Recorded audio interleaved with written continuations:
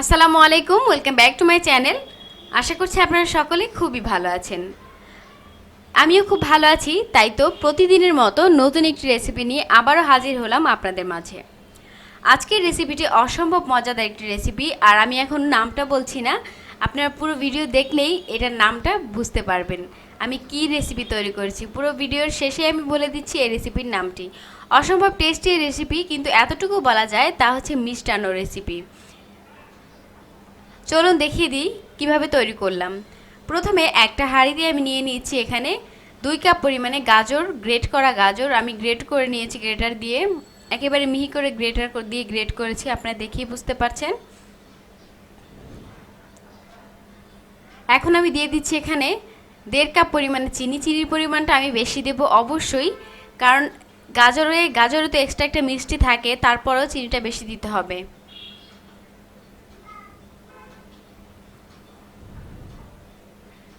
দিয়ে দিচ্ছি 3টা এলাচ, চাইলে আপনি এলাচের গুঁড়াও ব্যবহার করতে পারেন। এখন আমি নাড়াচাড়া করে চিনিটা মিশিয়ে দিচ্ছি গাজরের সাথে।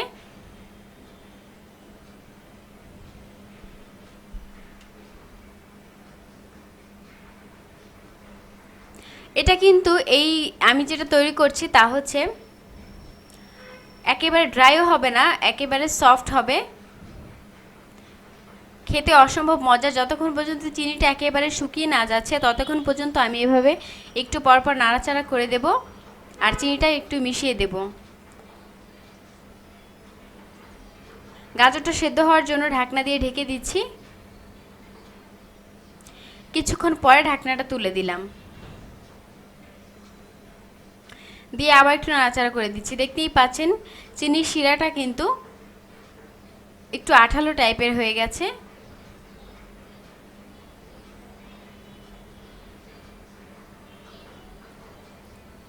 এই পর্যায়ে আমি দিয়ে দিচ্ছি বাদাম কুচি। আমি এখানে 2 ধরনের বাদাম নিয়েছি, পেস্তা বাদাম আর নিয়েছি কাজু বাদাম।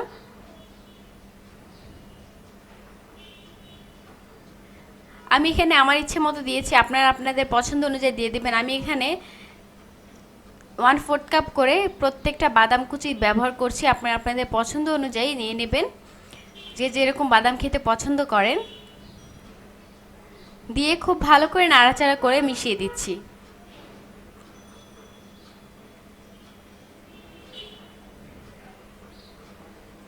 এই পর্যায়ে আমি আবারও ঢাকনা দিয়ে ঢেকে দিচ্ছি আর অপেক্ষা করছি কিছুক্ষণ পরে আমি ঢাকনাটা তুলে নিচ্ছি। শিরাটা অনেকটা শুকিয়ে গেছে, আপনারা দেখেই বুঝতে পারছেন। এখন আর আমি ঢাকনা দিয়ে ঢাকবো না, এই পর্যায়ে এভাবে করে একটু পরপর নাড়াচাড়া করে শিরাটা আমি একেবারে শুকিয়ে নেব।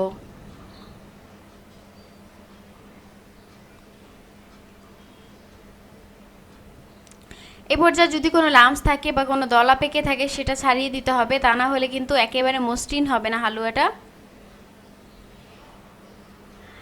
আমি আরও প্রায় 2 থেকে 3 মিনিট এভাবে রাখবো, রাখার পরে চুলা থেকে নামিয়ে নেব।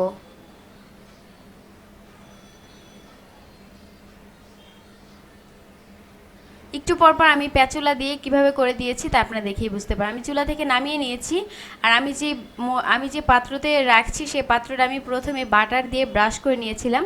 বাটারের বদলে আপনারা ঘিও ব্যবহার করতে পারেন। আমি সবগুলো ঢেলে নিয়েছি, নিয়ে এখন খুব সুন্দরভাবে প্যাচুলা দিয়ে একেবারে সমান করে দিচ্ছি।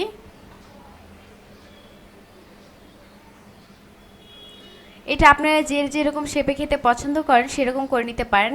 আপনারা চাইলে ছোট কাপে রেখেও সার্ভ করতে পারেন।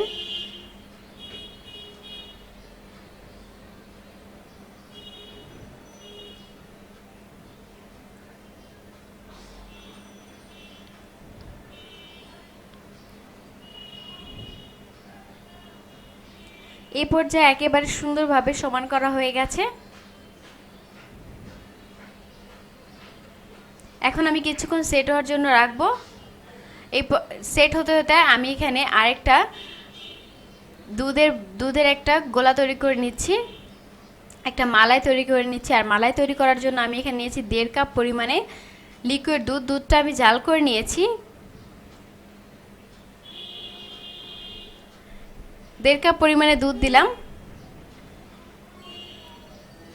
আর দিচ্ছি এখানে 2 কাপ পরিমাণে পাউডার দুধ।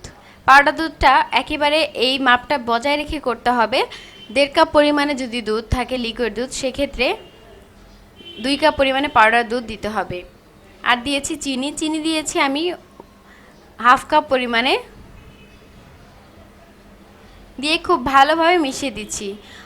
এভাবে করে অনবরত নাড়াচাড়া করে মিশিয়ে দিতে হবে, তা না হলে দলা পেকে যাবে।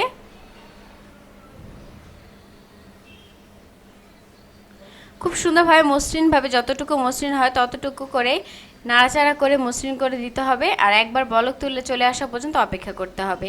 এই পর্যায়ে দেখতে পাচ্ছেন কত সুন্দরভাবে বলক চলে এসেছে। আমি আরেকটু ঘন হতে দেব।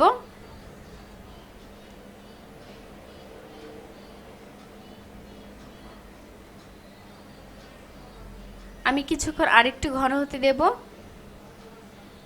এই পর্যায়ে পারফেক্ট ঘন হয়ে গেছে। এখন আমি চুলা থেকে নামিয়ে নেব। চুলা থেকে নামিয়ে আমি যে গাজরের একটা হালুয়া তৈরি করেছি, সেই হালুয়াটার উপরে এটা দিয়ে দিচ্ছি, মালাইটা।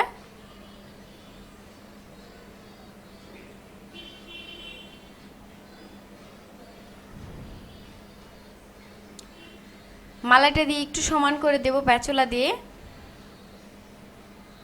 নাড়াচাড়া করে দিচ্ছি, এভাবে সাইডে খুব সুন্দর করে মিশিয়ে দিচ্ছি যাতে করে সমান হয়। উপরে কিছু বাদাম দিয়ে গার্নিশ করে দিচ্ছি। এটা একেবারে অপশনাল, আপনারা না চাইলে নাও করতে পারেন, বাট দিলে এক্সট্রা বাদামের একটা ফ্লেভার পাওয়া যায়, ভালো লাগে খেতে।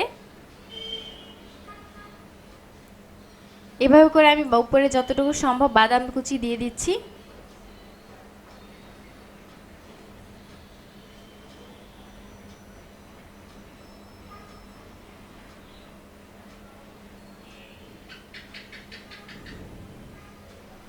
এখন আমি একটা পাত্রে উল্টে দেবো। আপনারা যেরকমভাবে, আপনারা যদি চান এরকমভাবে সার্ভ করতে, সেক্ষেত্রে এরকমভাবেই করতে পারেন। আমি উল্টে দিয়েছি, দিয়ে একটু ডিজাইনের জন্য কেটে কেটে দিচ্ছি যাতে করে দেখতে সুন্দর লাগে।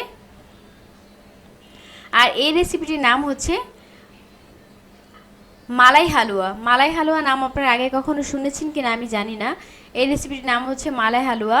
আর এই রেসিপিটি অসম্ভব মজার খেতে। আপনারা প্রস্তুত প্রণালী দেখেই তো বুঝতে পেরেছেন কতটা টেস্টি হবে খেতে।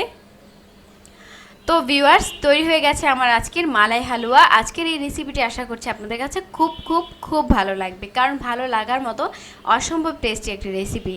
বাসায় তৈরি না করে খেলে এটা চরম মিস করবেন। আশা করব আপনাদের সকলের কাছে ভালো লাগবে। বাসায় তৈরি করে খেয়ে আমাকে কমেন্ট বক্সে কমেন্ট করে জানাবেন। আর যারা এখনও আমার চ্যানেলটিতে সাবস্ক্রাইব করেননি, তারা এক্ষুনি সাবস্ক্রাইব করে ফেলুন। পাশে থাকা বেল বাটন ক্লিক করুন, আমার ভিডিওটি সবার আগে আপনার কাছে পৌঁছে যাবে। আজকে এই পর্যন্তই। নেক্সটে আবারও আসবো নতুন কোনো ভিডিও নিয়ে। আল্লাহ হাফেজ।